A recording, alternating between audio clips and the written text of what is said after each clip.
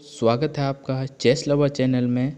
तो आज मैं आपको रूल ऑफ स्क्वायर सिखाने जा रहा हूँ, जो एक्चुअली एक टेक्निक है जिससे आप क्विक और प्रिसाइज कैलकुलेशन कर सकते हैं in the end game, specially king pawn end games में, जिससे हम पता लगा सकते हैं कि पॉन प्रमोट होगा या नहीं बगैर हमारे किंग के सपोर्ट के। बेसिकली उन सिचुएशंस में ये अप्लाई होता है जिसमें पॉन प्रमोशन के लिए भागता है और अपोनेंट का किंग उसे कैप्चर करने के लिए। तो हम इस रूल की मदद से सिंपली पता कर सकते हैं कि हमारा जो पॉन है वो प्रमोट होगा या उससे पहले अपोनेंट का किंग आके उसको कैप्चर कर देगा।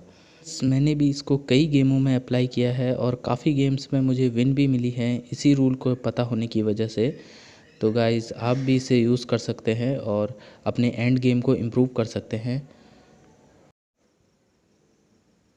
तो गाइस मैं आपको सिखाता हूँ कि इसे बोर्ड में कैसे अप्लाई करते हैं।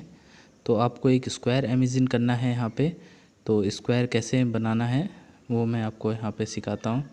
तो सबसे पहले जहाँ पर आपका पॉन है, जैसे यहाँ पे वाइट का B3 पे पॉन है, तो यहाँ पे आपको एक स्क्वायर क्रिएट करना है। B3 को एक स्क्वायर की एक वर्टेक्स समझ करके एक लाइन ड्रॉ करनी है फ्रॉम B3 टू B8। तो 8th रैंक मीन्स अगर वाइट के लिए 8th रैंक हुई और ब्लैक के लिए वो फर्स्ट रैंक हुई, क्योंकि उसका प्रमोशन फर्स्ट रैंक पे होता है।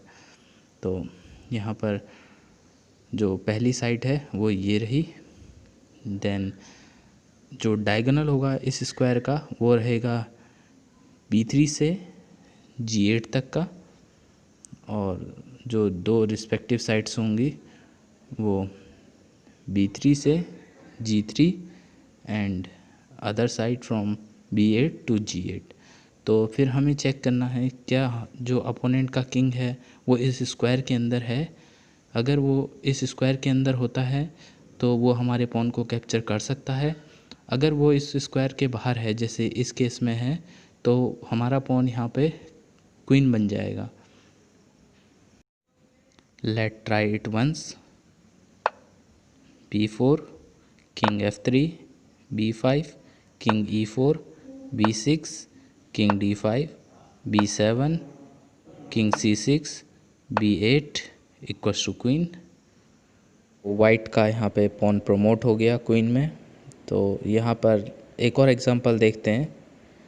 सो इस केस में पॉन D4 पे हैं और हमारा किंग कॉर्नर पे है। क्या इसे बिगर किंग के मदद के प्रमोट की कराया जा सकता है या नहीं?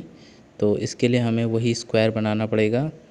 तो यहाँ पे जो स्क्वायर की पहली साइड रहेगी वो D4 से D8 तक रहेगी, और दूसरी साइड यहाँ पे D8 से H8, तीसरी साइड D4 से H4 और चौथी साइड H8 से H4 तक।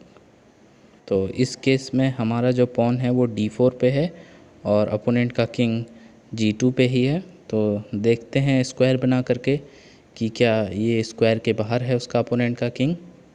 तो यहाँ पर अपोनेंट का किंग उस स्क्वायर के बाहर है, तो ये इजीली प्रमोट हो जाएगा क्वीन में, लाइक दिस।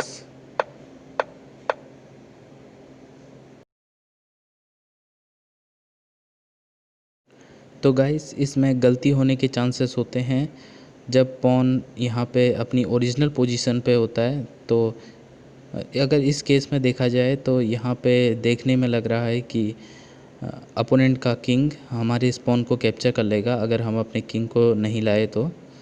बट ऐसा नहीं है, क्योंकि यहाँ पर हम खेल सकते हैं A4। तो शुरुआत में पॉन 2 कदम बढ़ता है। तो अगर यहाँ से कैलकुलेट करें हम किंग F3, तो अब हम कैलकुलेट करें तो अपोनेंट का जो किंग है वो हमारे उस स्क्वायर के बाहर है। तो ये पॉन इजीली प्रमोट हो जाएगा क्वीन में। Let's see. यस, तो यहाँ पर ये प्रमोट हो गया। तो गाइस अगर आप रूल ऑफ स्क्वायर को अपने गेम में इम्प्लीमेंट करोगे तो आप श्योरली बहुत सारी गेम्स जीत जाओगे। अगर आपको मेरा वीडियो अच्छा लगा हो तो आप मेरे चैनल को सब्सक्राइब कीजिए, लाइक कीजिए, शेयर कीजिए, कमेंट कीजिए। Thank you, bye.